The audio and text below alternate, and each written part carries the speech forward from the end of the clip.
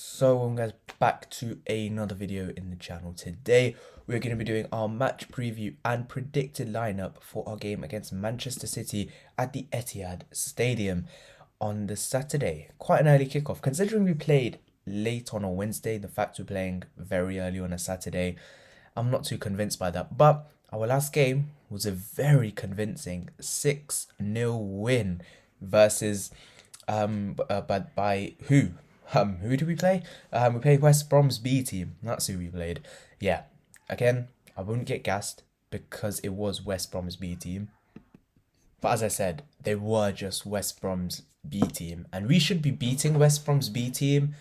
And I saw a stat yesterday, and it said that Arsenal's team that we put out against West Brom was around 230 or nearly 200 million pounds, and West Brom's starting 11 was around 10 million pound, a third of what we paid for Martin Erdegaard, who I thought was brilliant against West Brom. But it just goes to show that we shouldn't be taking that into too much account, because a lot of those players were, they're making their debut. And Valerian Ismail, West Brom's manager, he even said we're focusing on the championship, and it showed because a lot of players were making their debut, a lot of youngsters, and I expect this team, even with this manager, to be beating West Brom's B or even C team 6-0. I expect that. I expect to see that.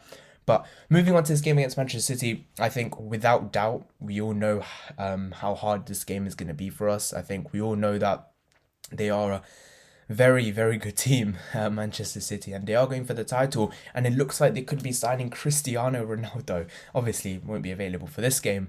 Thank God, because Pablo Mari and Rob Holding would absolutely get roasted and toasted.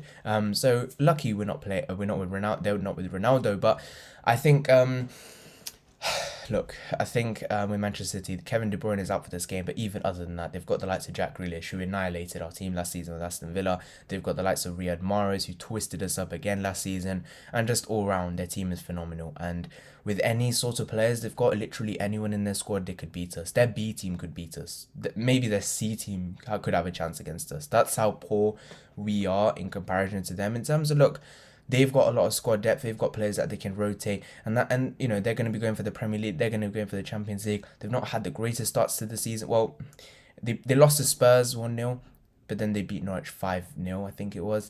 So look, they can batter teams when they want to. They can hold off against teams when they want to. Last season, I thought they could have got many more goals against us, but they only beat us 1-0 in both games. I think that was because they went high fire on us, and then they got the one goal, and then they were like, okay, let's just hold off, let's just wait to the next game, because they know we're not going to do anything. They just keep the ball, and they're so good at keeping the ball, especially under Pep Guardiola. They keep the ball so well, Manchester City, and it's just so hard to counter them, and it just becomes impossible. And then the game's over. But I think what Tottenham do very well against them, and I watched the game, the Tottenham Man City game, and what I saw from that game was the fact that, look, if you want to be Man City, you have to play on the counter. You have to, first of all, defend very well, like, the likes of Tanganga did, likes of Davinson Sanchez did, and you have to counter them very well. We have players within our team that can counter very well, and we know that, and we just have to use that to advantage. And we did that very well in the semi-final tie against Manchester City. We did play a 3 at the back in that game, so would we change to a 3 at the back in this one? I don't think so. I thought in the West Brom game we might have switched to a 3 at the back, because I thought Kolasinac was going to play left centre back. I genuinely thought we were going to try and play some sort of system where it's going to be a 3 at back, but we saw Kolasinac playing left centre back in a 2. He played very well, I thought, but obviously he wouldn't be playing in this one, otherwise you'd get toasted up. But I think Arteta is going to stick with this 4 at the back, 4-2-3-1 system, and obviously now we've got Erdegaard, we've got other players as well, and yeah, I think that's just how it's going to be. But let's get straight into my predicted lineup for this game. First of all, starting off in goal, Aaron Ramsdale. Now, yeah, the reason I'm going to put Ramsdale in, he looked very good against West Brom. Why? Because I think his distribution has been much better than Leno's. Some of the passing was very good from Aaron Ramsdale, and I think he's earned his place in the squad. Again, I know it was West Brom B or C team or whatever, but I think he's earned his place in the team on Saturday. Just maybe an unpopular opinion, but I think throw him in. Bernd Leno's not had any success against Manchester City. The game we beat in the semi-final was against Martinez. So could that be a sign? But I think Aaron Ramsdale, stick him in, because I think he looks very good in my opinion. Moving into back four, first on the right hand side, Callum Chambers. Now, I don't think Arteta trusts Ainsley. I think he came on as a midfielder in the West Brom game.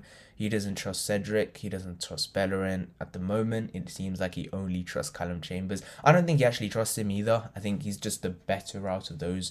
And to be fair, he probably is Chambers. Maybe Cedric's probably better than him, but he doesn't really get a look in my opinion. But on the left-hand side, I'm going to go Nuno Tavares.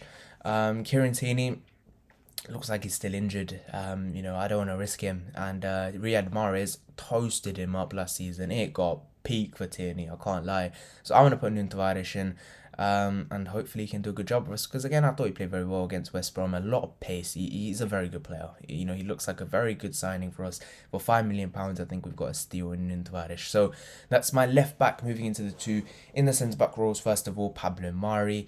Again, Pablo Mari, he's going up against his former side actually, Manchester City. And look, Pablo Mari, he's not the greatest times, has he, recently? The start of the season hasn't been great. He wasn't great against either of the teams he's played, let's put it that way. And you expect something better from him. Ben White is asymptomatic and has still got COVID, so he's not going to be available. Gabriel's still recovering from an injury, so he's not going to be available. So that's two of our best centre-backs injured. So Rob Holding and Marie's going to come in. Rob Holding played in the West Brom game, and he was probably a worse player, if I'm honest, in that game against West Brom. He looked shaky at times, man. He got put off by Zohore too much, and I know he's not going to be coming up against a lot of physicality, but still, we've not really got the choice, to be honest. And moving into midfield, first of all, Albert Sambi Lokonga. He didn't play in the midweek, so hopefully he'll be ready. And I agree with that. I did put him in the predicted lineup, but I think looking back at it, I shouldn't have, because he looked very tired after the Chelsea game, and he was probably one of our best players in the Chelsea game. So I'd stick him right in for the Manchester City game as well. I think Arteta had that in mind when he put Oneni in. And then he also put Granit Xhaka in the game, indicating that he'll probably start this one as well, which is why I put him next to Albert Sambi Lokonga. And that's my midfield too.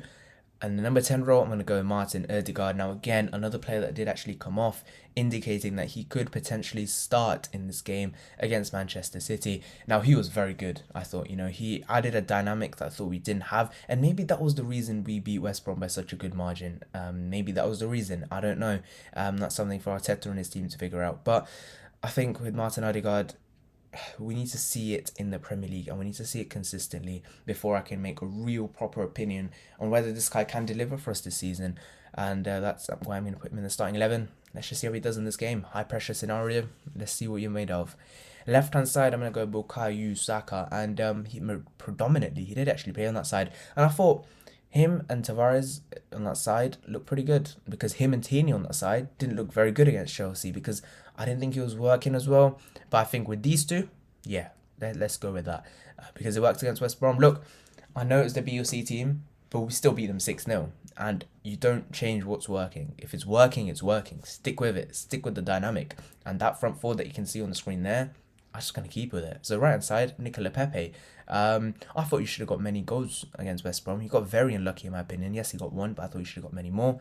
But yeah, Pepe, we all know what he's about. Get him on that left foot and he'll score any day of the week. So Nicola Pepe for me, and up front as the main striker, I'm going to go with Pierre-Emerick Aubameyang, fresh off his hat-trick. Did actually come off as well, and I expect him to start. Let's just hope now we can carry that form into the league as well, because we need Pierre-Emerick Aubameyang firing. He has been linked to the move away to Juventus, but hopefully he stays, because I want Aubameyang here. Some of his movement as a striker is just superb though. And yeah, that is it for my predicted lineup. And as you can see from my score prediction, I'm going to go the Man City win 4-1. I do think we're going to get pulled apart. We're not good enough for this Manchester City team. And I've accepted that, because until we can get a better manager, a better team, more world-class players, we're not going to beat this team. And I've put out a team there that I think could have a go, potentially. But yeah, 4-1 I'm going to go with. But thank you guys so much for watching. See you guys next one. Bye-bye.